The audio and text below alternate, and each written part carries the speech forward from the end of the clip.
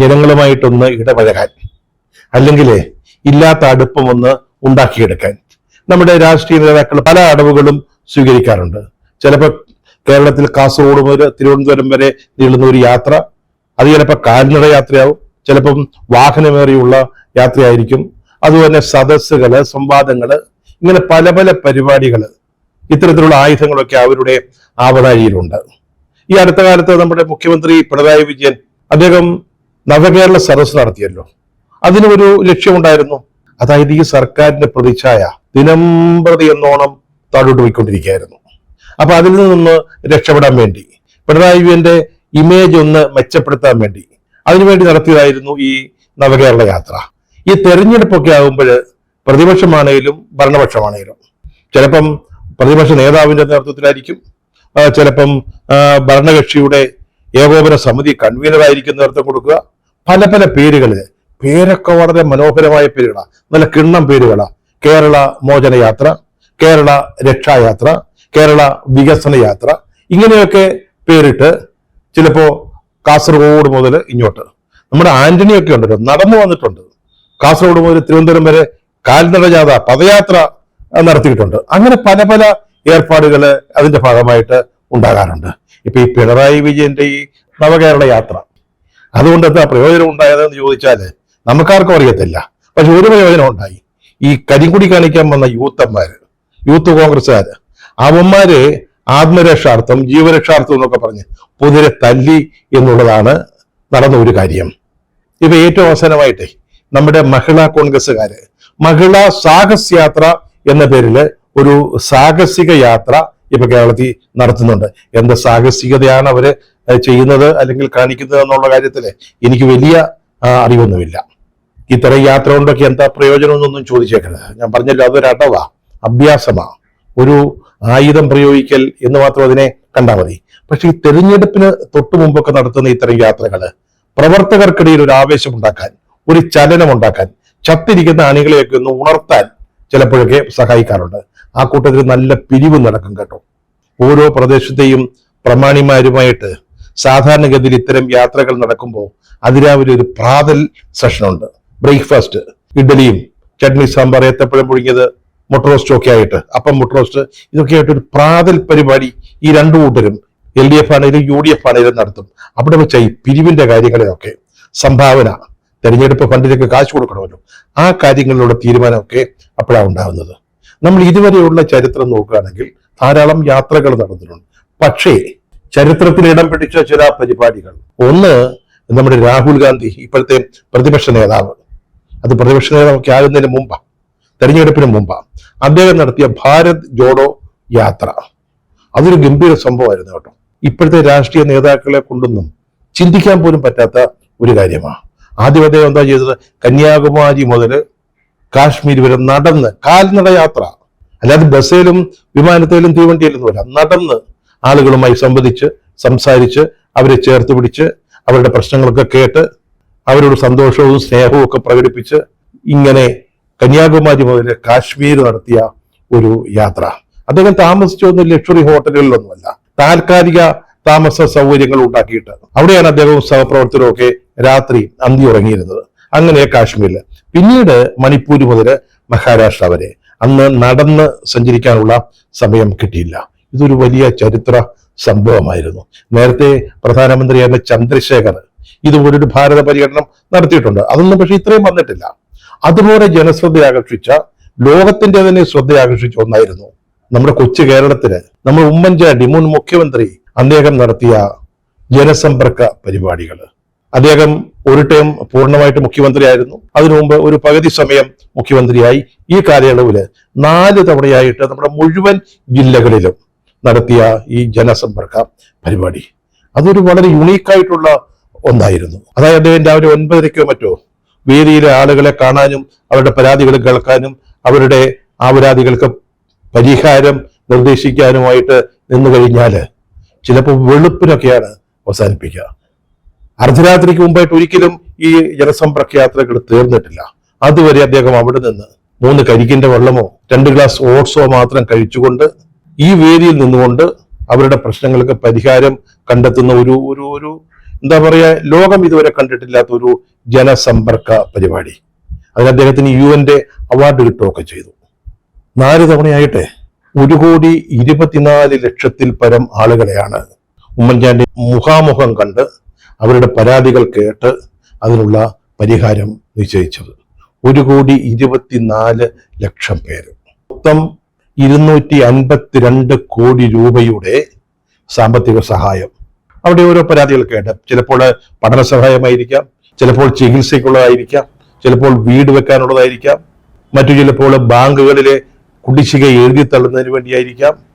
അങ്ങനെ പലതരത്തില് സങ്കടപ്പെടുന്ന, ബുദ്ധിമുട്ടുന്ന, മറ്റു സഹായങ്ങളൊന്നും ലഭിക്കാതെ ആശ്രയമില്ലാതെ നിൽക്കുന്ന ആളുകൾക്ക് വേണ്ടി അദ്ദേഹം നടത്തിയ ഈ ജനസമ്പർക്ക പരിപാടി, ഈ 2-3 പരിപാടികൾ ഞാൻ പറഞ്ഞല്ലോ ചരിത്രത്തിൽ തന്നെ രേഖപ്പെടുത്തിയിട്ടുള്ള കാര്യങ്ങളാണ്. ഇതുപോലൊരു സംരംഭമായിരുന്നു നമ്മുടെ സുരേഷ് ഗോപി, തൃശ്ശൂരിൽ നിന്നുള്ള MP, നമ്മുടെ കേന്ദ്ര സഹമന്ത്രി, അദ്ദേഹം നടത്തിയ കലിംഗ് സംവാദ പരിപാടി. അതിപ്പോ ഭാരത ജോഡോ യാത്ര പോലോ അല്ലെങ്കിൽ ജനസമ്പർക്ക പരിപാടി പോലോ വലിയ വ്യാപകവും വിപുലവുമായ ഒന്നല്ല, അങ്ങനെ പറയുന്നില്ല. പക്ഷെ അതിന്റെ ഉദ്ദേശം ജനങ്ങളുമായിട്ട് സംവദിക്കുക, അവരുമായിട്ടൊന്ന് അടുത്ത് ഇടപഴകുക. MP ആയിട്ട് ജയിച്ചു പോയതിനു ശേഷം, മന്ത്രിയൊക്കെ ആയതിനു ശേഷം നാട്ടുകാരുമായിട്ട് വലിയ ബന്ധമൊന്നുമില്ല. പഴയ പോലെ തെരഞ്ഞെടുപ്പിന് മുമ്പ് അദ്ദേഹത്തിന്റെ സാന്നിധ്യം സാധാ അവിടെ ഉണ്ടായിരുന്നു, ആളുകളുമായിട്ടൊക്കെ ഇടപെട്ടിരുന്നു. അതിനുശേഷം അത്ര വലിയ ബന്ധങ്ങളൊന്നുമില്ല, ഇടപാടൊന്നുമില്ല. അപ്പൊ പ്രതീക്ഷ അല്പം താഴെ വീണ് കിടക്കുക, ഇടിഞ്ഞു പോയിരിക്കുക. അതൊന്നും മെച്ചപ്പെടുത്തണം. അതിനോടൊപ്പം തന്നെ പഞ്ചായത്ത് തെരഞ്ഞെടുപ്പ് വരികയല്ലോ, തദ്ദേശ ഭരണ സ്ഥാപനങ്ങളിലേക്കുള്ള തെരഞ്ഞെടുപ്പ്. അപ്പൊ ഇങ്ങനെ സുരേഷ് ഗോപിയെ പോലെ സ്റ്റാർ വാല്യൂ ഉള്ള, ഗ്ലാമറുള്ള കേന്ദ്രമന്ത്രിയൊക്കെയാണ്, സിനിമാ നടനാണ്, ഇപ്പോഴും ഏതോ സിനിമയിൽ അഭിനയിക്കാൻ പോവുകയോ മറ്റോ ആണ്, അഭിനയിച്ചോന്ന് തോന്നുന്നു, ഏതോ ഒരു വക്കീലിന്റെ റോളിൽ അഭിനയിച്ചല്ലോ. അപ്പൊ അങ്ങനെ സിനിമാ നടനായിട്ട് ഇപ്പോഴും തുടരുന്ന ഈ ഗ്ലാമറസ് താരത്തെ ഒന്ന് തൃശ്ശൂരിൽ അവതരിപ്പിച്ചാല് പ്രയോജനം ഉണ്ടാവുന്ന കരുതിയാണ് ഈ കലിംഗ് സംവാദ പരിപാടി. ഇതിന്റെ ഉദ്ദേശം എന്താണെന്ന് ചോദിച്ചാല്, ഏതെങ്കിലും കലിംഗിലോ അല്ലെങ്കിൽ ആൽത്തറയിലോ അല്ലെങ്കിൽ തോട്ടുവക്കത്തോ അല്ലെങ്കിൽ ഏതെങ്കിലും ഒരു സ്ഥലത്തോ പാടപരമ്പത്തോ, അതുപോലെ ഈ ഗ്രാമങ്ങളില് സാധാരണ ആളുകൾ കൂടുന്ന, അവരുടെ ഈ നാട്ടുകാരുടെ ഒരു അനൗദ്യോഗിക പഞ്ചായത്തോ കൂടുമല്ലോ വൈകുന്നേരങ്ങളിൽ, അതുപോലെയുള്ള സ്ഥലങ്ങളിൽ ചെന്നിരിക്കുക, അവിടെ വരുന്ന ആളുകളുമായിട്ട് സംസാരിക്കുക, അവരുടെ പ്രശ്നങ്ങൾക്കൊക്കെ പരിഹാരം നിർദ്ദേശിക്കുക. ഇതായിരുന്നു ഈ കലിംഗ് സൗഹൃദ അല്ലെങ്കിൽ കലിംഗ് സംവാദ പരിപാടി കൊണ്ട് BJP ഉദ്ദേശിച്ചത്. ഈ ഹേതവനാണോ ഈ പേരിട്ടത് കലിംഗ് സംവാദ പരിപാടി? സത്യത്തിൽ നടന്ന എന്താ? ഈ സാധാരണ ഈ കലിംഗിലൊക്കെ വൈകുന്നേരം വന്നിരുന്ന് സൊറ പറയുന്ന പിള്ളേരുണ്ടല്ലോ, യാതൊരു തൊഴിലുമില്ലാത്തവര്, അവരുടെ സംവാദത്തിന്റെയും സംസാരത്തിന്റെയും അവരുടെ കമന്റടികളുടെയും രീതിയിലേക്ക് ഇതിനകം നടന്ന 2 സംവാദങ്ങള് തരം താണോ എന്നുള്ളതാണ് ഏറ്റവും രസകരമായ കാര്യം. ആദ്യത്തേതിലൊരു വൃദ്ധൻ, അദ്ദേഹം ചെന്നു, എനിക്കൊരു വീട് വേണം, വീടിന് ഒരു സഹായം കിട്ടണം എന്നും പറഞ്ഞാൽ ചെന്നത്. ഒരു നിവേദനമൊക്കെ ഉണ്ടായിരുന്നു, അദ്ദേഹം പുള്ളിക്ഷോഭിച്ചു നമ്മുടെ സുരേഷ് ഗോപി. ഇപ്പോഴും ഭരത് ചന്ദ്രനാണെന്നാണ് അദ്ദേഹം വിചാരിച്ചു വെച്ചിരിക്കുന്നത്. അതിന്റെ ഈ ഹാങ് ഓവറിൽ നിന്ന് ഇതുവരെ രക്ഷപ്പെട്ടിട്ടില്ല. നേരത്തെ വൈറലായ ഒരു പാർലമെന്റിലെ പ്രസംഗം, ഇങ്ങനെ എന്തോ ആവേശിച്ചതുപോലെ ഭരത് ചന്ദ്രൻ ആവേശിച്ചിരിക്കുക.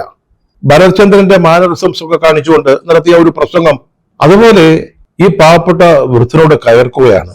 എന്താ, നിങ്ങളുടെ പരാതി കേൾക്കാനിരിക്കുന്ന ആളാണോ കേന്ദ്രമന്ത്രി അല്ലെങ്കിൽ MP?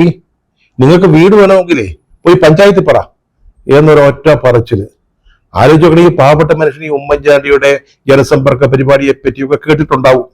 അയൽപക്കത്ത് ആർക്കെങ്കിലും ചികിത്സാ സഹായമോ വീട് വെക്കാനുള്ള എന്തെങ്കിലും സഹായമൊക്കെ കിട്ടിയിട്ടുണ്ടാവും. ഈ സുരേഷ് ഗോപി ആണെങ്കിൽ വലിയ ദാനധർമ്മിയാണെന്നാണ് പറയുന്നത്. അദ്ദേഹത്തെ സമീപിക്കുന്നവരെ വെറും കൈയോടെ വിടില്ല എന്നൊക്കെ BJP-യിലെ പാണന്മാര് പാടി നടക്കുന്നുമുണ്ട്. ഇതൊക്കെ കേട്ട് ചെന്നതാ, ആ മനുഷ്യനങ്ങ് വല്ലാതായി പോയി. പക്ഷെ അതുകൊണ്ട് ഒരു പ്രയോജനം ഉണ്ടായി കേട്ടോ. ഉടനെ CPM-കാർ ഇടപെട്ടു. CPM-ന്റെ ജില്ലാ സെക്രട്ടറി പറഞ്ഞു, ഇദ്ദേഹത്തിന് ഞങ്ങളൊരു വീട് വെച്ചു കൊടുക്കുമെന്ന്. ഉടനെ നമ്മുടെ സുരേഷ് ഗോപി എന്നെ ഒരു ആണോ ഇല്ലാതെ പറഞ്ഞു, ഞാൻ മുഖാന്തരം അയാൾക്കൊരു വീട് കിട്ടിയല്ലോ എന്ന്. കലിംഗിന്റെ ഫസ്റ്റ് എപ്പിസോഡിൽ നടന്ന കാര്യമാ. 2ാമത്തെ എപ്പിസോഡ് ഇതിനേക്കാൾ കഷ്ടമായി പോയി, വെറും കലിംഗായി പോയി. അവിടെ ഒരു പാവപ്പെട്ട സ്ത്രീ വന്നു, അവരടുത്ത വീട്ടിൽ ജോലിക്ക് പോയതാ, വീട്ടിൽ പണിക്ക് പോകുന്ന ഒരാളായിരുന്നു. അപ്പൊ ഇവിടെ സുരേഷ് ഗോപി വന്നിട്ടുണ്ട് എന്നറിഞ്ഞുകൊണ്ട് ഓടി വന്നതാ. അപ്പൊ അവരുടെ മനസ്സിലൊരു ചിത്രം ഉണ്ടായിരുന്നു, ഈ പാർലമെന്റ് തെരഞ്ഞെടുപ്പിനുള്ള പ്രചാരണമൊക്കെ നടക്കുന്ന സമയത്ത് നമ്മുടെ ഗോപിയണ്ണൻ എന്തുവാ പറഞ്ഞിരുന്നത് തൃശ്ശൂരുകാരോട്? ഈ കരുവന്നൂരിലെ ബാങ്കിലൊക്കെ പണം നിക്ഷേപിച്ചിട്ട് കിട്ടാതെ പോയവർ, അവരുടെയൊക്കെ പണം ഞാൻ വാങ്ങിത്തരും, ഞാൻ വാങ്ങി തന്നിരിക്കും എന്നൊക്കെയുള്ള ചില പ്രഖ്യാപനങ്ങൾ അദ്ദേഹം അന്ന് നടത്തിയിരുന്നു. ഇപ്പൊ ഈ വീടിന്റെ ഒരു അപേക്ഷയും കൊണ്ട് ചെല്ലുമ്പോൾ MP-യുടെ ജോലി അപേക്ഷ വാങ്ങലാണോ നിവേദനം വാങ്ങലാണോ എന്ന് ചോദിക്കാം. പക്ഷെ പ്രചാരണത്തിന് സമയത്ത് നമ്മൾ വേറൊരു വ്യക്തിയാണ്. നമ്മൾ വോട്ട് അഭ്യർത്ഥിച്ച് ചെല്ലുന്ന, വോട്ട് യാചിച്ച് ചെല്ലുന്നവരാ. അപ്പൊ നമുക്ക് എന്ത് വാഗ്ദാനങ്ങൾ വേണമെങ്കിലും പറയാം. അങ്ങനെ ചില വാഗ്ദാനങ്ങൾ അദ്ദേഹം ജനങ്ങൾ കൊടുത്തിരുന്നു. ഈ സഹകരണ ബാങ്കുമായിട്ട് ബന്ധപ്പെട്ട പണമൊക്കെ തിരിച്ച് വാങ്ങിച്ചു തരാമെന്നൊക്കെ പറഞ്ഞു. സുരേഷ് ഗോപി നമ്മുടെ മുറ്റത്ത് വന്ന് നിൽക്കുക, കരിങ്കലിരിക്കുകയല്ലയോ? അവിടെ ചെന്ന് പറഞ്ഞാൽ ഉടനെ, ഒന്ന് ഉണർത്തിച്ച ഉടനെ ഈ പണം കിട്ടുമെന്ന് ഈ പാവപ്പെട്ട സ്ത്രീ വിചാരിച്ചു പോയി. അവിടെ ചെന്ന് ഇത് പറഞ്ഞു, സാറേ അന്നാ പറഞ്ഞ പോലെ ബാങ്കിലെ കാശ് ഇതുവരെ കിട്ടിയിട്ടില്ല, അത് വാങ്ങിച്ചു തരുമോ? ഞാൻ ഓരോ വീട്ടിൽ പോയി പണിയെടുത്ത് കലം കഴുകിയും തുണി അലക്കി കൊടുത്തൊക്കെ ഉണ്ടാക്കിയ കാശാ, അതാ അവിടെ നിക്ഷേപിച്ചത്, സാറ് പണ്ട് പറഞ്ഞ പോലെ വാങ്ങിച്ചു തരുമോ എന്ന് പറഞ്ഞപ്പം സുരേഷ് ഗോപി എണ്ണ വല്ലാത്ത കരിപ്പിലായി പോയി. ചേട്ടാ, അദ്ദേഹം ഇപ്പം മന്ത്രിയാണെന്ന് വിചാരിച്ച് കരുവന്നൂരിലെ ബാങ്കിൽ നിക്ഷേപിച്ച് കിട്ടാതെ പോയ പണം അദ്ദേഹം എങ്ങനെ എടുത്തു കൊടുക്കുന്നത്? സിനിമയിലെ പോലെ ബാങ്കിന്റെ പൂട്ട് പൊളിച്ച് അകത്ത് കടന്ന് ഈ രൂപ അവിടെ സൂക്ഷിച്ചു വെച്ചിരിക്കുകയാണെങ്കിൽ അതെടുത്ത് നാട്ടുകാർക്ക് കൊടുക്കാൻ പറ്റുമോ?